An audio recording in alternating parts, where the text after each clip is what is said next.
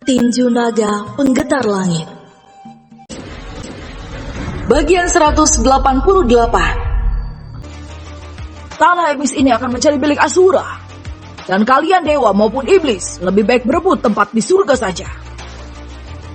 Akhirnya Rajayan mengungkapkan niat keempat Raja Asura yang tetap bertahan di dunia iblis, walaupun mereka memiliki kekuatan yang setara dengan dewa tertinggi. Oh, ternyata begitu. Pengadilan surgawi telah salah membuat keputusan.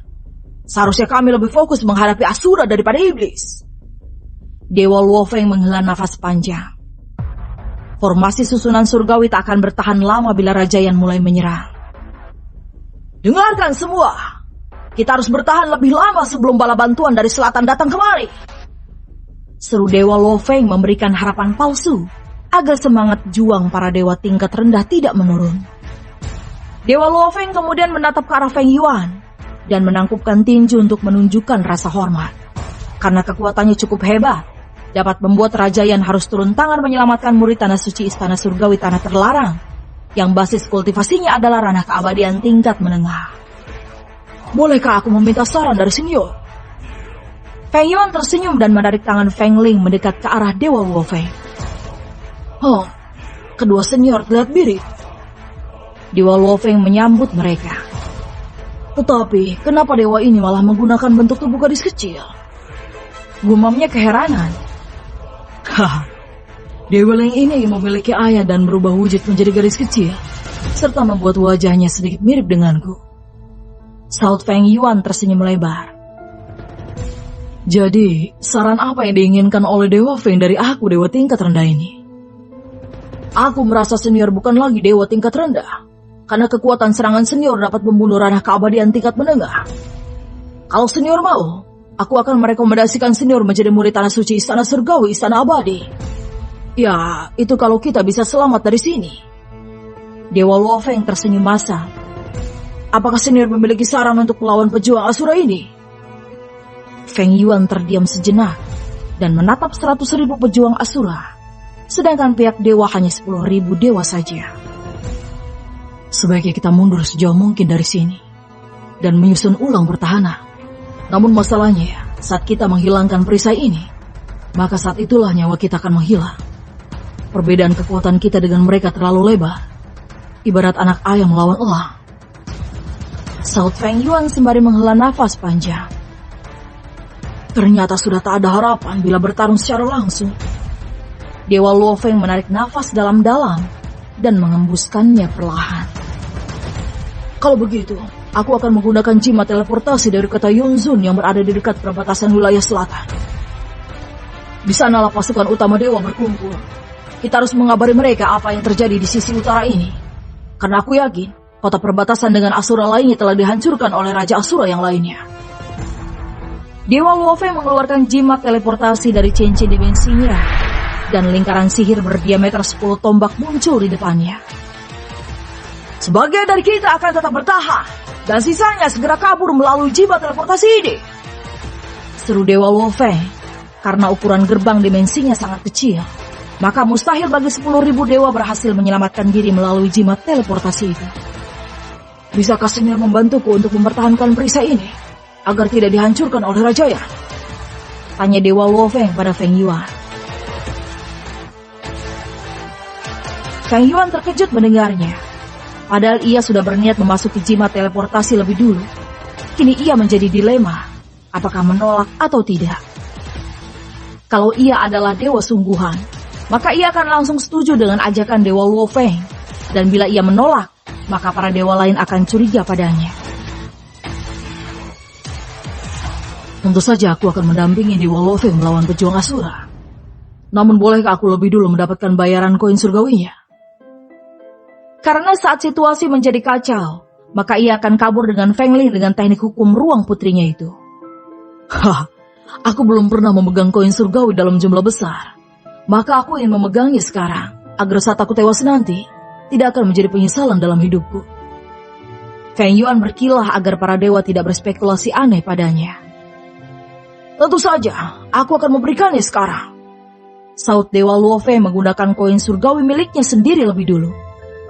Ini adalah 20.000 koin surgawi. Tenang saja senior, aku akan memprioritaskan keselamatanmu nanti.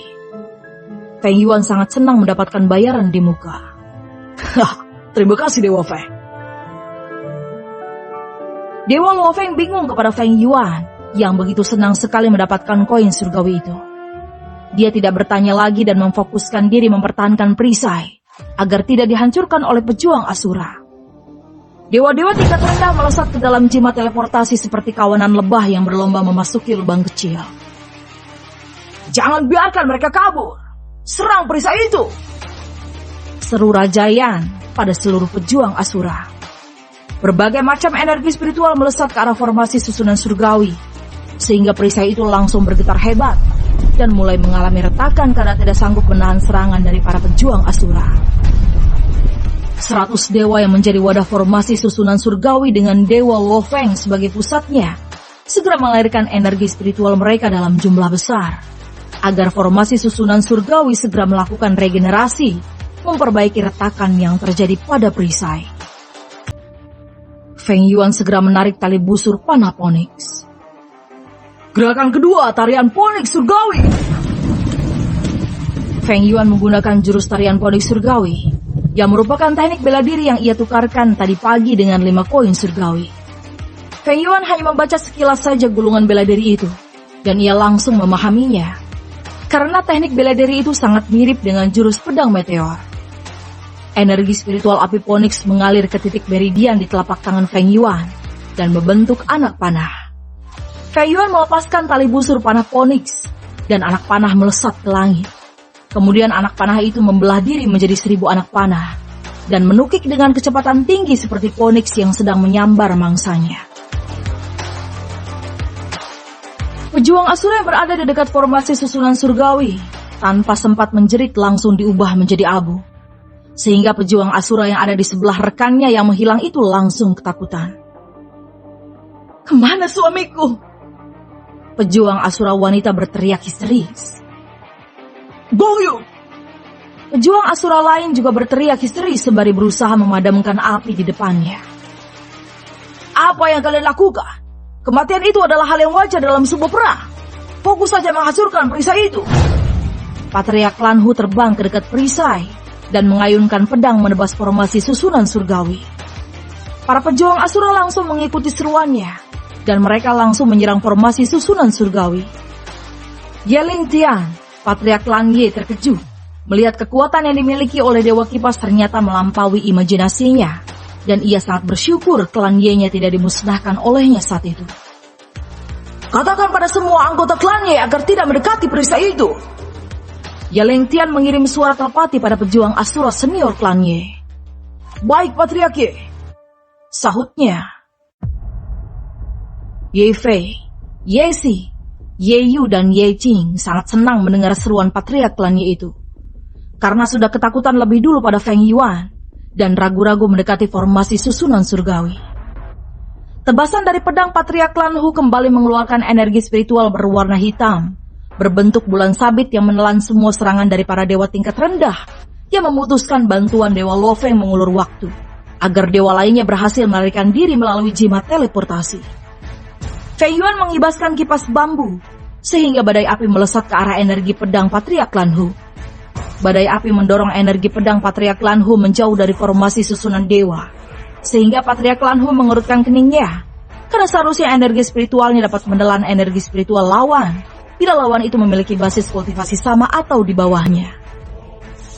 Dewa itu mungkin adalah dewa tertinggi, gerutu Patriark Lan Hu. Kalau saja tak ada Feng Yuan di barisan para dewa, maka pejuang Asura telah melenyapkan para dewa dari kota Huayang itu. Kembang api berwarna emas muncul di langit, yang menandakan kota milik dewa yang berada dekat di kota Huayang telah dihancurkan. Sehingga Dewa Luo Feng panik, karena baru 1000 dewa yang memasuki jimat teleportasi menuju kota Yunzun tersebut. Semoga saja senior Dewa Kipas dapat menahan serangan pejuang Asura lebih lama lagi. Gumamnya sembari memejamkan mata untuk memfokuskan diri pada formasi susunan surgawi. Feng Yuan tidak bisa menggunakan jurus pedang meteor dalam perang kali ini, karena bila ia menggunakan teknik berpedang pamungkasnya itu, maka ia akan ketahuan sebagai dalang kehancuran pagoda surgawi. dan pemicu perang besar di dunia ebis serta perang besar di dunia surgawi. Sekarang Feng Yuan hanya bisa menggunakan teknik bela diri lain selain jurus pedang meteor. Gerakan kedua, tarian Phoenix surgawi. Feng Yuan melepaskan tali busur panah Phoenix dan anak panah melesat ke langit. Kemudian anak panah itu membelah diri menjadi 1000 anak panah dan menukik dengan kecepatan tinggi seperti Phoenix yang sedang menyambar mangsanya. Salah satu anak panah melesat ke arah Yesi, sehingga putri dari patriark klan Ye itu menjadi panik dan tak tahu harus melakukan apa. Menghindar dari sana, Sior! Teriak Langxian sembari mengayunkan pedangnya, dan energi spiritual berbentuk bulan sabit melesat ke arah anak panah yang melesat ke arah Yesi. Namun anak panah yang terlihat seperti Phoenix itu lebih cepat dari energi pedang Langxian, sehingga para asura dari klan Ye sangat sedih karena tidak bisa menolong nana muda mereka yang baik hati itu. Kenapa berbelok padaku? Tolong! Pejuang Asura yang berada di sebelah Yesi berteriak histeris. Apakah klannya bekerja sama dengan dewa itu? Gerutunya. Pejuang Asura dari klan lain itu berubah menjadi abu, sedangkan Yesi langsung terduduk lesu. Detak jantungnya berdegup kencang, dan tak menyangka Dewa Kipas sekali lagi akan memberikannya kesempatan untuk hidup. Rajayan, izinkan kami ikut membantu menghancurkan perisai itu. Sepertinya pejuang Asura kita kewalahan menghadapi serangan panah dari dewa itu.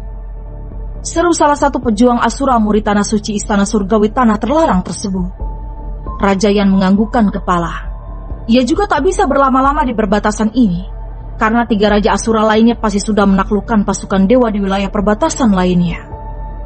10 murid dari tanah suci istana surgawi tanah terlarang tersebut segera menghunus senjata masing-masing. Murid yang tangannya telah buntung sebelah karena meremehkan serangan anak panah dari Feng Yuan, lebih dulu mengayunkan pedangnya dengan tangan kirinya. Energi spiritual berwarna ungu melesat ke arah formasi susunan surgawi. Siluet serigala terbentuk dari energi spiritual itu, yang membuka mulut lebar-lebar dengan taring yang sangat tajam, bersiap akan mengoyak perisai di depannya.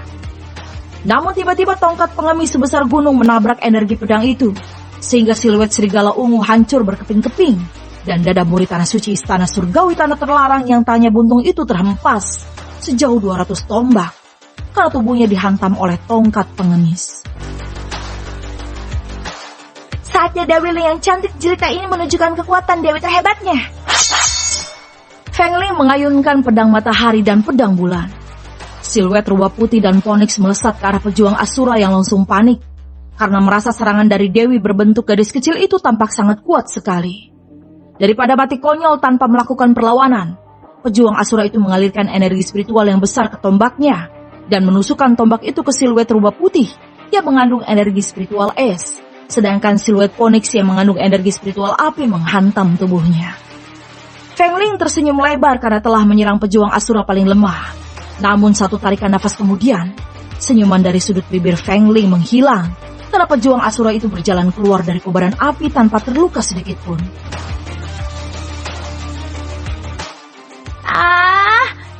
Bagaimana bisa jenior nomor 1 ini tidak dapat melukai pejuang Asura itu? Feng Ling langsung murung dan berjongkok di tanah sembari menjambak rambutnya. Feng Yuan tersenyum dan mengirim suara telepati. Itu wajar, Ling Er, karena kamu cuma Rana Absolute God saja, sementara lawanmu itu berada di atasnya. Ini tidak adil. Kalau begini aku akan mati bila terkena serangan mereka. Ayah, ya dong aku. Feng Ling menangis terseduh-seduh. Tenang saja, serang saja mereka untuk membuat mereka kesal, dan jangan jauh-jauh dari ayah. Saud Feng Yuan sembari menarik kembali tongkat pengemis dan mengambil panah Phoenix yang melayang di sebelahnya.